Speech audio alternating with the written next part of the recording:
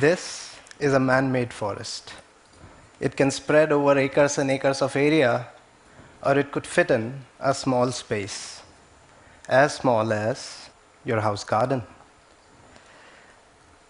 Age of this forest is just 2 years. I have a forest in backyard of my own house. It attracts a lot of biodiversity.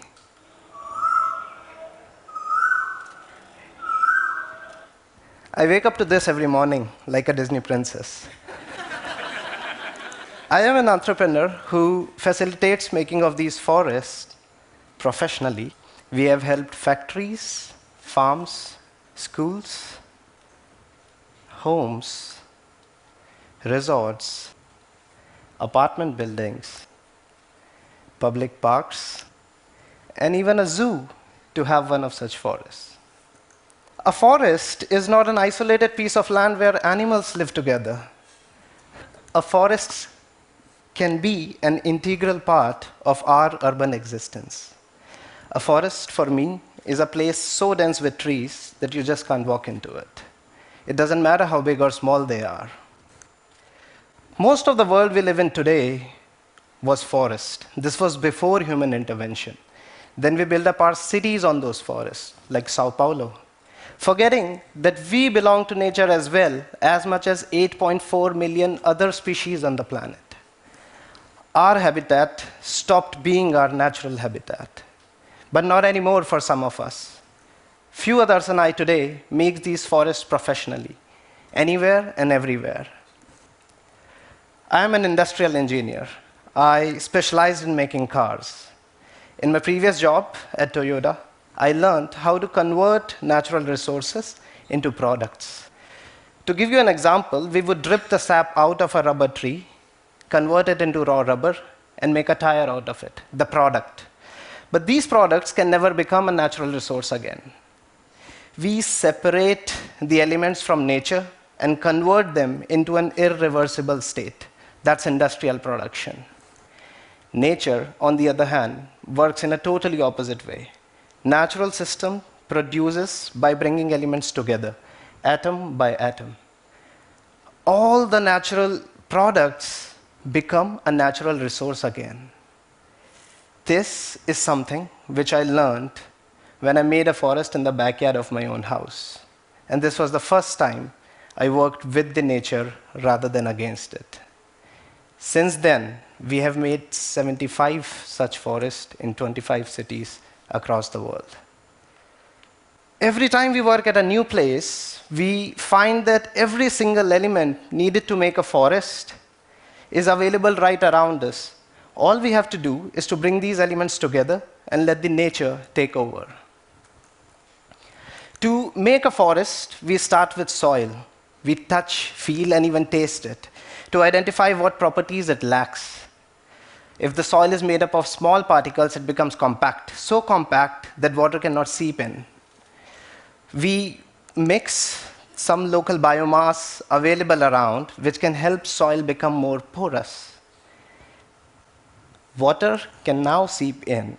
If the soil doesn't have capacity to hold the water, we would mix some more biomass, some water absorbent material like peat or bagasse, so soil can hold this water and it stays moist.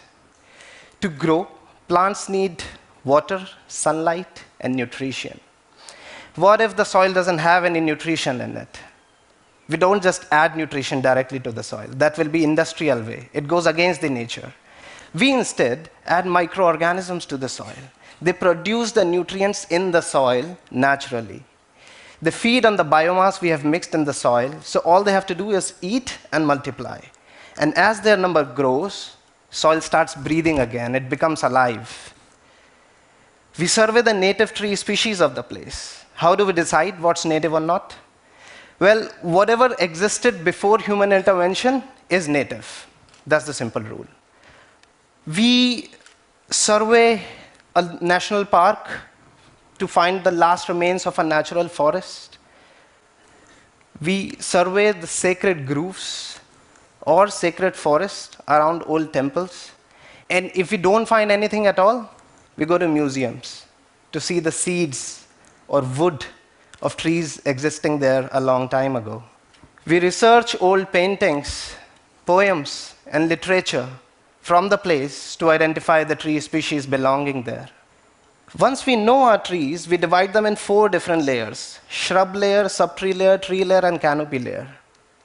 We fix the ratios of each layer, and then we decide the percentage of each tree species in the mix. If we are making a fruit forest, we increase the percentage of fruit-bearing trees. It could be a flowering forest, a forest that attracts a lot of birds or bees, or it could simply be a native wild evergreen forest. We collect the seeds and germinate saplings out of them. We make sure that trees belonging to the same layer are not planted next to each other, or they will fight for the same vertical space when they grow tall. We plant the saplings close to each other. On the surface, we spread a thick layer of mulch. So when it's hot outside, the soil stays moist. When it's cold, frost formation happens only on the mulch. So soil can still breathe while it's freezing outside. This soil is very soft, so soft that roots can penetrate into it easily, rapidly. Initially, the forest doesn't seem like growing, but it's growing under the surface. In first 3 months, roots reach a depth of 1 meter. These roots form a mesh tightly holding the soil. Microbes and fungi live throughout this network of roots. So if some nutrition is not available in vicinity of a tree, these microbes are going to get the nutrition to the tree. Whenever it rains, magically, mushrooms appear overnight. And this means that soil below has a healthy fungal network. Once these roots are established, forest starts growing on the surface. As the forest grows, we keep watering it. For next 2 to 3 years, we water the forest. We want to keep all the water and soil nutrition only for our trees. So we remove the weeds growing on the ground. As this forest grows, it blocks the sunlight. Eventually, the forest becomes so dense that sunlight can't reach the ground anymore. Weeds cannot grow now because they need sunlight as well. At this stage, every single drop of water that falls into the forest doesn't evaporate back into the atmosphere. This dense forest condenses the moist air and retains its moisture. We gradually reduce and eventually stop watering the forest. And even without watering, the forest floor stays moist and sometimes even dark. Now, when a single leaf falls on this forest floor, it immediately starts decaying. This decayed biomass forms humus, which is food for the forest. As the forest grows, more leaves fall on the surface, means more humus is produced, means more food, so forest can grow still bigger. And this forest keeps growing exponentially. Once established, these forests are going to regenerate themselves again and again, probably forever.